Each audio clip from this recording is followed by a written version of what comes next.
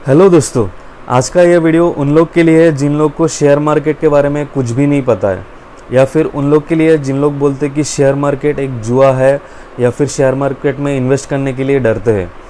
So video को and तक ज़रूर देखिए, इसमें आपको बहुत इम्पोर्टेंट चीज़ें पता चलेगा जो आपको दूसरे वीडियोस में नहीं पता चलते। हेलो दोस्तों, वेलकम टू ट्रेंडिंग टिप्स। अगर आप मेरे चैनल पर नए हो तो चैनल को सब्सक्राइब कीजिए और सामने वाले बेल आइकन को दबा दीजिए, तो ऐसी इंपॉर्टेंट वीडियोस का नोटिफिकेशन आपको मिलता जाएगा। सो दोस्तों, आज मैं आपको शेयर मार्केट के बेसिक के बारे में बताने वाला हूं जो आपको दूसरे वीडियोस में नहीं बताया जाता है। तो इसमें मैं शेयर मार्केट का कोई भी जो टेक्निकल टर्म है या फिर शेयर मार्केट का जो शब्द है वो कोई भी मैं यूज़ नहीं करने वाला हूँ।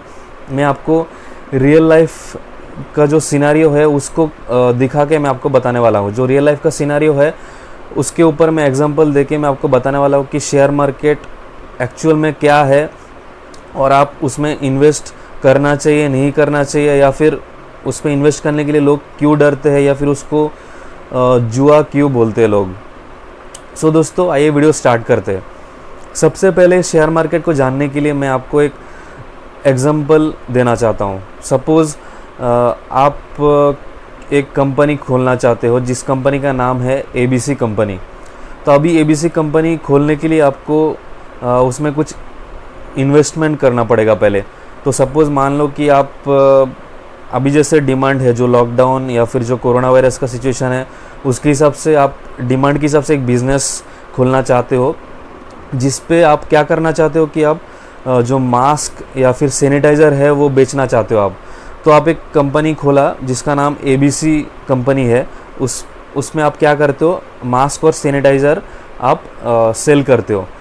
तो सबसे पहले आपको उसके लिए कुछ पैसे की ज़रूरत पड़ेगी, मतलब फ़ंड ज़रूरत पड़ेगी आपको, जो फ़ंड यूज़ करके आप बिज़नेस चालू कर सकते हो। तो इसके लिए सपोज़ आप जैसे बिज़नेस चालू करोगे आपके पास ऑलरेडी कुछ फ़ंड या पैसे रहेंगे जो यूज़ करके आप मतलब कोई दुकान खरीद सकते हो या फिर कोई मतलब ऐसा चालू कर सकते हो जो छोटा मोटा बिज़नेस चालू होगा। बट अगर वो बिज़नेस को आपको बड़ा करना है, धीरे धीरे आपको कंपनी बड़ा करना है, तो उसके हिसाब से आपको फंड या फिर पैसा लगेंगे। तो उसमें क्या होगा कि आप क्या करोगे, जो आपका बिज़नेस है, जो ABC कंपनी है, वो ABC कंपनी को आप क्या करोगे, एक पर्टिकुलर जगह पे आप जाके उसको नॉमिनेट करोगे, जहाँ पे आप बोलोगे कि मुझे फ़ंड ज़रूरत है या फिर मुझे पैसे की ज़रूरत है, मुझे मेरे कंपनी को और बड़ा बनाना है। तो उसके इसमें क्या होगा, जो आपका जो ABC कंपनी है वो ABC कंपनी को आप किसी पर्टिकुलर जगह पे जो नॉमिनेट किया है उसके लिए आपको कुछ टर्म्स एंड कंडीशन फॉलो करना पड़ता है या फिर कुछ रूल्स एंड रेगुलेशन है वो फॉलो करना पड़ता है। वो आप अगर फॉलो करते हो, वो आप कंप्लीट करते हो, तो आपको एक पर्टिकुलर जगह पे वो रजिस्ट्रेशन मिल जाता है। इसका मतलब है वो जो पर्टिकुलर जगह है, मतलब वो है शेयर मार्केट।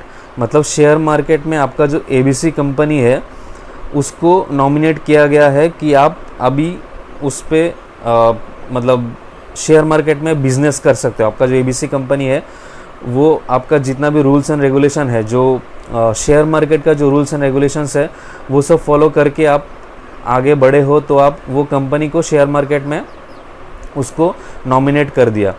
तो अभी इस पे आपको जैसे आप जो आपका मास्क या फिर सैनिटाइज़र का बिज़नेस है उसके हिसाब से आपको जो शेयर है वो शेयर का वैल्यू मिल जाएगा। मतलब जैसे अगर मैं कुछ ख़रीदने जाता हूँ, जैसे एक मास्क, मान लो कि एक मास्क जो है उसका वैल्यू 200 रुपये है, तो वैसे ही जो शेयर्स है वो शेयर्स का भी एक पर्टिकुलर वैल्यू रहता है।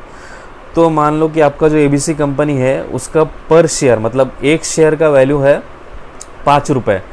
तो शेयर मार्केट में जो आपने नॉमिनेट किया है तो उसमें क्या होगा, आपने जो मतलब नॉमिनेट किया है तो आपको हर शेयर का वैल्यू है वो 5 रुपये के हिसाब से मिलेगा। मतलब जो भी बंदा, मतलब जो भी आपके कंपनी में इन्वेस्ट करना चाहता है या फिर आपकी कंपनी में इन्वेस्ट करेगा बाद में, उसको शेयर खरीदने के लिए, एक शेयर खरीदने के लिए 5 रुपये देना पड़ेगा। मतलब मान लो कि आपका कंपनी है ABC कंपनी, उस कंपनी में मैं इन्वेस्ट करना चाहता हूँ, मतलब मैं उसमें इन्वेस्ट करना चाहता हूँ, मतलब आपको फ़ंड या फिर पैसा देना चाहता हूँ जो यूज़ करके आप मास्क और सैनिटाइज़र का जो प्रोडक्शन है वो बढ़ाना चाहते हो, आपका बिज़नेस बड़ा करना चाहते हो। तो उस केस में आप क्या करोगे, मतलब मार्केट में आप नॉमिनेट कर दोगे कि एक शेयर का वैल्यू 5 रुपये, तो अगर आपको ख़रीदना है तो एक शेयर ख़रीदना है तो आपको 5 रुपये देना पड़ेगा। तो मैं क्या करूँगा, सपोज़ मैं आपके कंपनी में इंटरेस्टेड हूँ, मैंने देखा कि आपका बिज़नेस बहुत अच्छा है, मास्क का बिज़नेस है, इसके बाद सैनिटाइज़र का बिज़नेस है, तो मुझे पता है कि ये मार्केट में बहुत चलने वाला है। तो उसके हिसाब से मैं कुछ मतलब देख के, टर्म्स एंड कंडीशन देख के, या फिर आपका कंपनी कितना बड़ा है वो देख के मैं आपके कंपनी में इन्वेस्ट करता हूँ। तो मैं शुरू में क्या करूँगा, 100 शेयर खरीद लूँगा।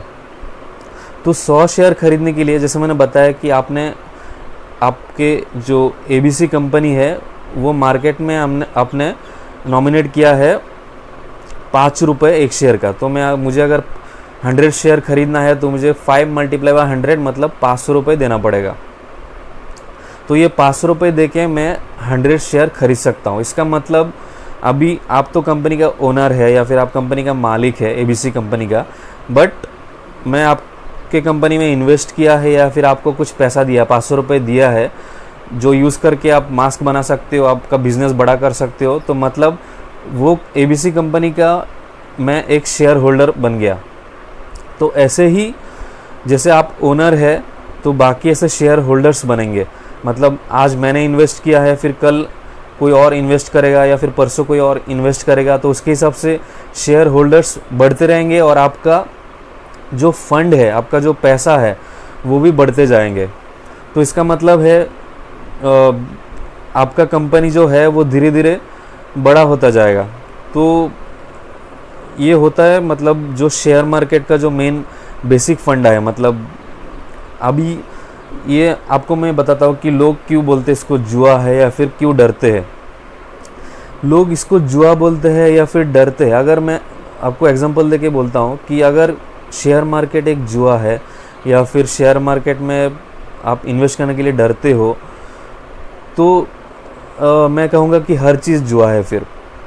क्योंकि शेयर मार्केट भी एक मतलब किसी पर्टिकुलर कंपनी में लोग इन्वेस्ट करते हैं और किसी को पता नहीं कि वो कंपनी चलेगी या नहीं चलेगी, कंपनी डूब जाएगी या फिर आगे चलेगी, वो किसी को पता नहीं रहता है। वो डिपेंड करता है कि कंपनी कितना अच्छे से परफॉर्म करती है या फिर आगे कितना अच्छे से चला पाती है। तो अभी मैं बताऊंगा कि अगर शेयर मार्केट जुआ है तो ऐसे बहुत सारे चीज़ें हैं जिसको आप जुआ बोल सकते हो। जैसे आप अगर किसी प्राइवेट कंपनी में काम करते हो तो उसका भी आपको कोई गारंटी नहीं है कि आपका जॉब आज है या फिर कल नहीं है, क्योंकि वो आपका परफॉर्मेंस के ऊपर डिपेंड करेगा। अगर आपने 1 साल परफॉर्मेंस अच्छा दिया तो आपका ग्रोथ होगा, आपका सैलरी इंक्रीज़ हो जाएगा। बट जैसे आपने आपका परफॉर्मेंस डाउन होते जाएगा तो आपका सैलरी भी डिक्रीज़ होते जाएगी। तो दैट मीन्स वो कंपनी में भी आपका कोई श्योरिटी नहीं है कि आपका जॉब टिकेगा या फिर नहीं टिकेगा। जैसे आपको पता है कि अभी बहुत सारे लोगों को जॉब से निकाला गया है, तो उनको नहीं पता था कि वो जॉब से निकाल दिया जाएंगे। तो वैसे ही शेयर मार्केट में भी किसी को पता नहीं रहता कि वो कंपनी चलेगी या नहीं चलेगी।